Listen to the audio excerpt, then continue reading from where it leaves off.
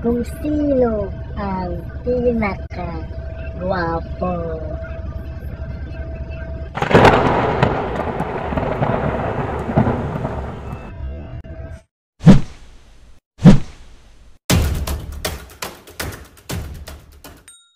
What's up guys? Welcome back to my YouTube channel. It's me again, Jan.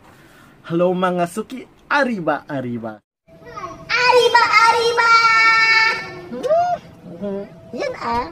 So for today's video guys, is mag-unbox tayo ng pinamili ko sa Shopee. Binili ko sa Shopee online. Ang binili ko sa online is dalawang metal electrical egg beater at saka DIY organizing box drawer. So yung binili ko.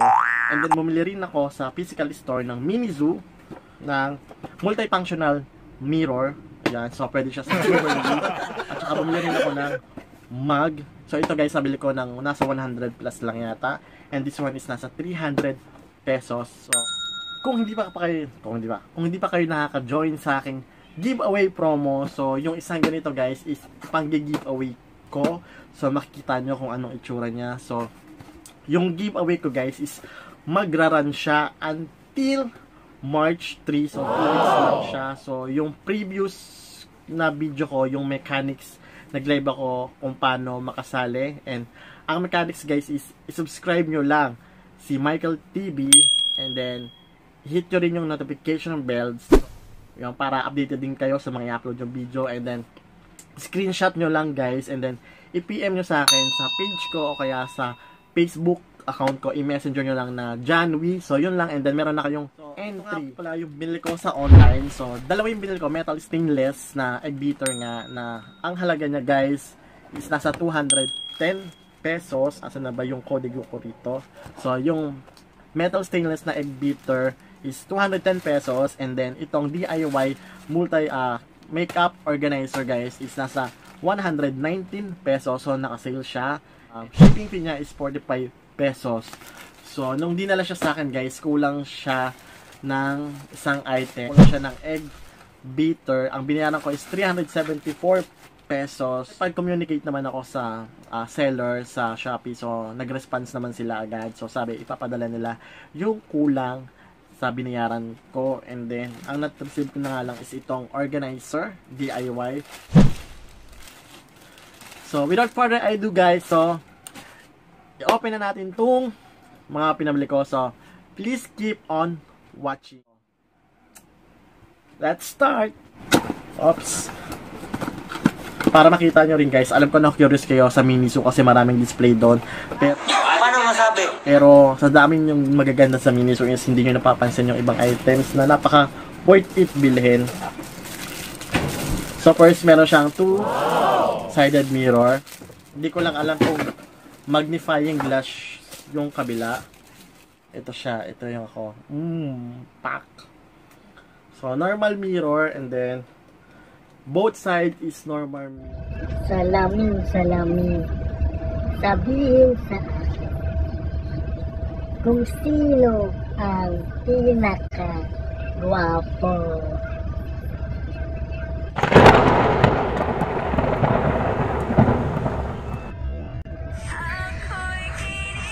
Ay, ako na. Ayan. Klarong-klaro. After nyan, meron siyang yung lalagyan ng jewelry. So ayan.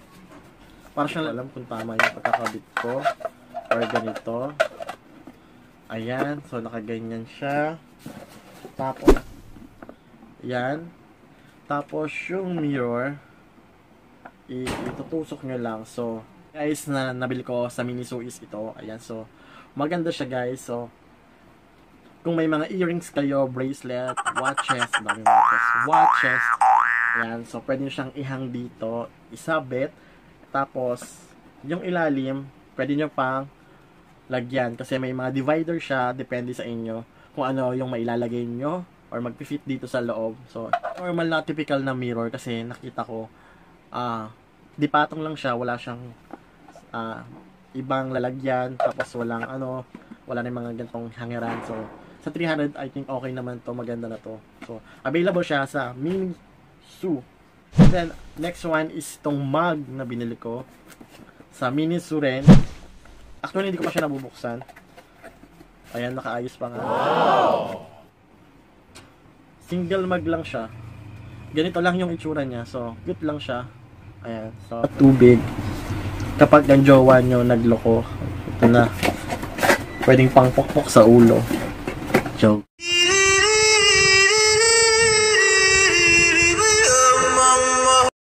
Ang next natin na i-unbox is yung ito na binili ko online. So, binuksan ko na nga siya para i-check ko.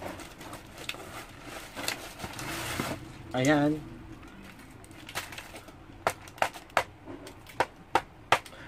So, ang texture ng wood, I think wood talaga yung ginamit dito, guys. I-open na natin para masaya. Naman, guys. So, para rin siyang plywood. Ayan, so makapal siya at saka hindi siya madaling masira. Try natin, push natin to para makita natin kung ano itsura. Kasi alam ko marami sa inyong naku-curious or nakikita to online pero hindi nyo alam kung paano i-assemble or kung madali ba o i-assemble. So for today, guys, i-assemble na natin siya, guys. So ito, yung ganito. So, gusto niya na yan. Kunyari pa, hingin niya pa yan. Kunyari lang yan. Kunyari nahawakan pero gusto niya nang hingin. Gusto mo, ayaw mo. Opo, hindi. Gusto, ayaw. Ha? Ano nga? Ano? Gusto, ayaw. Pag ayaw, edi hindi ko bibigay. Pero pag gusto, ibibigay ko. Gusto mo? Di kunin mo na. Sa'yo na. Yun lang, guys. Thank you for watching. Uwi mo na yun doon. Bilis.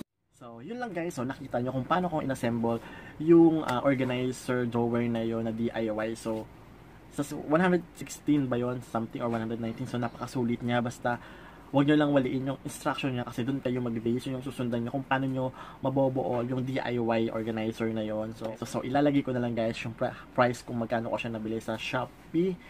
And, yun lang, guys. And by the way, sa pag-giveaway ko, guys, so pwede pa kayong mag-join.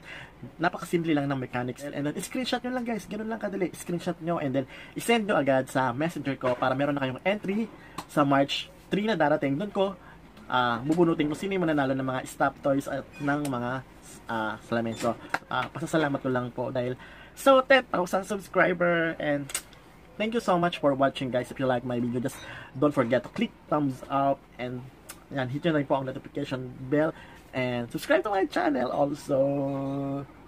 And thank you so much, mga suki. Don't forget to spread love and good vibes to everyone. Yeah. Thank you for watching. Bye-bye.